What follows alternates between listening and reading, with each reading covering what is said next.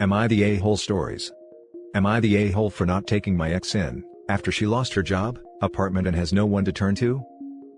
We have a kid together, which is the only reason I'm asking for judgment.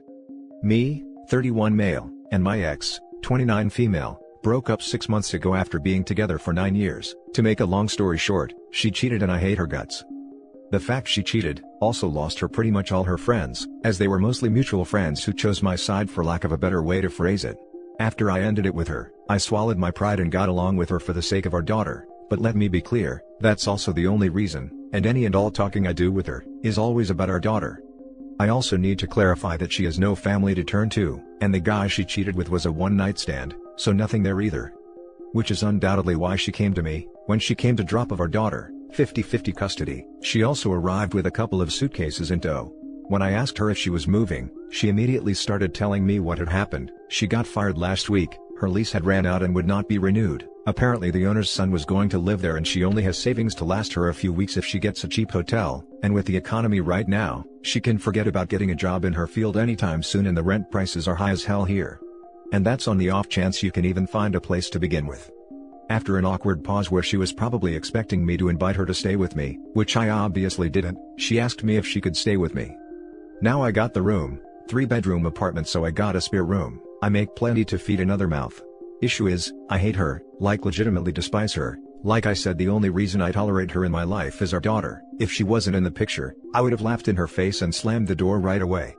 I said no, obviously, to which she started saying she figured we were friends now and she has nowhere to go.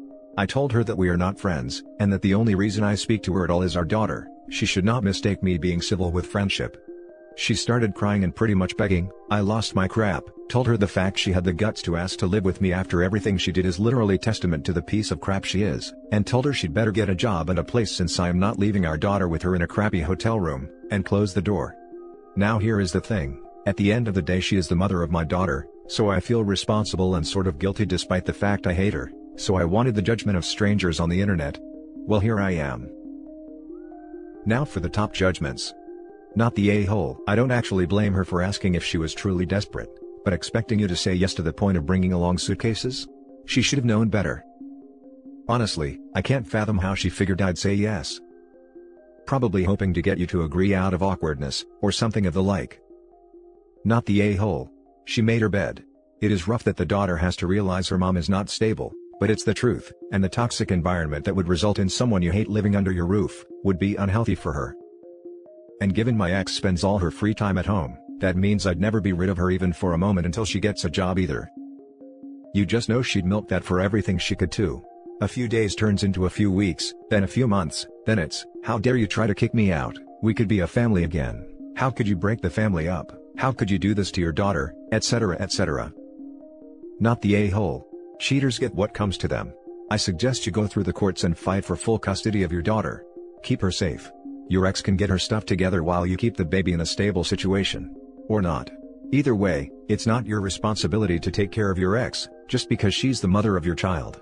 Your responsibility is to your daughter and they are not a package deal, WTF. By the way, I am a mother who co-parented for 18 years. It's not easy, but it's not impossible either. Put those healthy boundaries up ASAP, and build stability for your daughter. Good luck. If she does not get a stable living and work situation, I am going to sue for full custody, of course. Now for the second story. Am I the a-hole for refusing to let my sister-in-law move into my home temporarily? My husband is deployed, and has been for almost 11 months. We have a 3-year-old daughter and a 14-month-old son. My sister-in-law, 43, has an 11-year-old daughter who she allows to run amok. Last month, she asked her best friend to move in with her to help pay bills, and this sparked an affair between her husband and said friend. I feel bad for her, I truly do. But there are many reasons why I don't want her to move in. The biggest one, she now calls me to tell me all the time that men are pigs, and that my husband is probably cheating on me. Mind you, this is her brother.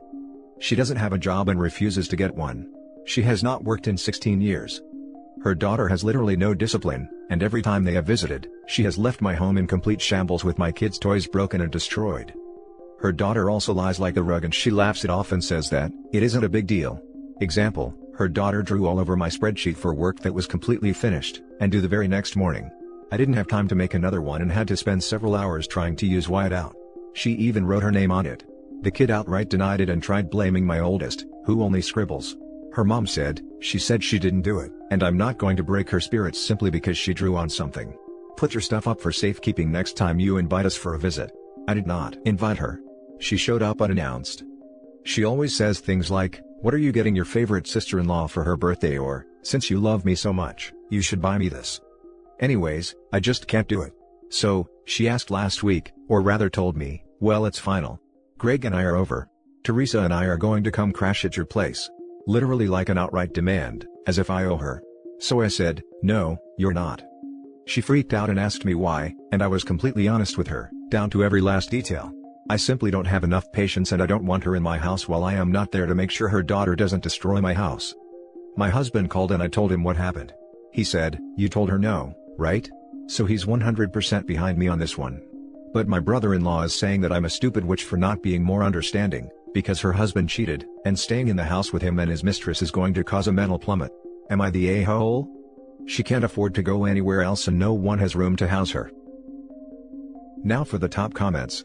Not the a-hole. If her cheating husband wants his wife out of the house then he can pay for it. Why are they involving you into their mess? She always tries involving me in her mess. She's been like this for as long as I have known her, 12 years. This is hers and her husband's mess. You owe her nothing, and even though you didn't have to, you gave her an explanation, and she's further proving that living with her would be a nightmare. And if she's not working, then her and her child would be dependent on you / bossing you around non-stop. Not the a-hole. They've made it clear they would not be good guests. If your brother-in-law is so concerned about her impending mental plummet he can host them. While I agree with you, I do think the brother-in-law in question is the fellow who cheated on her. Not the a-hole, but I'm confused. Why is the woman her husband cheated on her with, would be allowed to stay in the house? She and the kid would get the house and he would have to go find another living arrangement. If she leaves, it's very unlikely she would get it in the divorce. I would recommend she stayed and kicked him out. I recommended the same thing, but apparently her husband refuses to leave and the mistress has taken over the bedroom.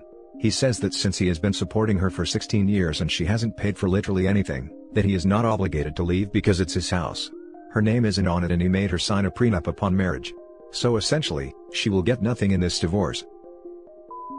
Now for the last story.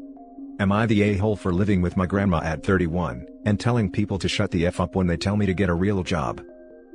I always considered my grandparents my parents. My grandpa passed in January. I had been working at the same store since a teenager. I made a pretty decent wage since I had 14 years of raises, but I hated it. It was really taking a toll on my mental health, and after my grandpa passed, it just made everything worse. My grandma was also not doing well. She has always had an extreme fear of being alone and was grieving her husband she had spent 64 years with.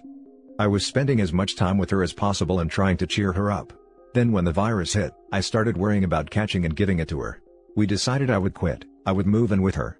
Then she wouldn't have to be alone and I wouldn't have to have a job I hate. This has worked out well for us. Both of our mental health has improved. This has also given me the time and energy to start taking college classes online. Ever since my mom found I quit and moved in with my grandma, she has been spamming me, calling me a loser and a deadbeat.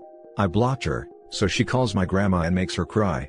She tells her she's holding me back by letting me live with her, that I'm an embarrassment to the family. She also told her I'm being guilt-tripped into it. Not true. My grandma blocked her, now she recruits neighbors to pry. Because my grandma won't kick me out, my mom and stepdad wrote us out of their wills.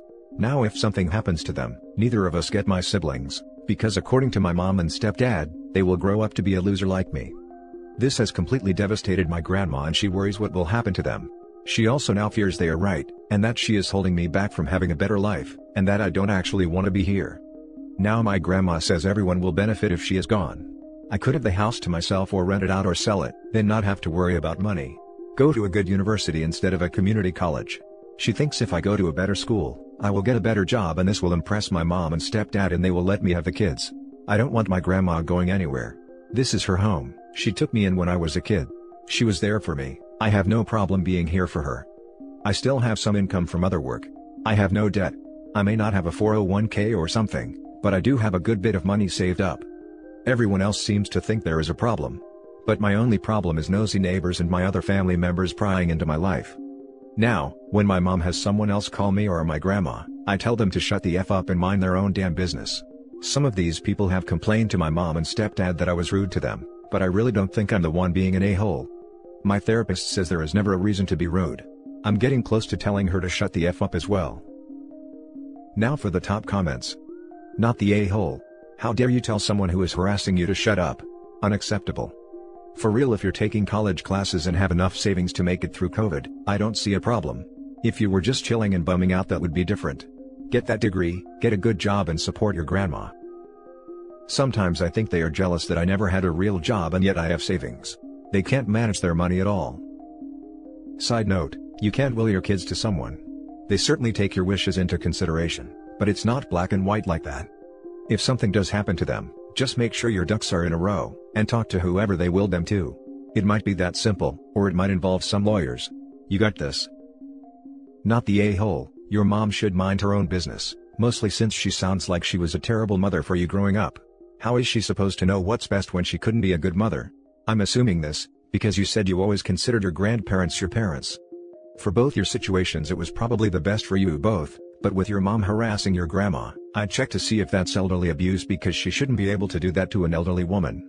Also, you're going to college now, and even if it's community, you can eventually transfer to a 4-year if you want to. That will open better opportunities for you.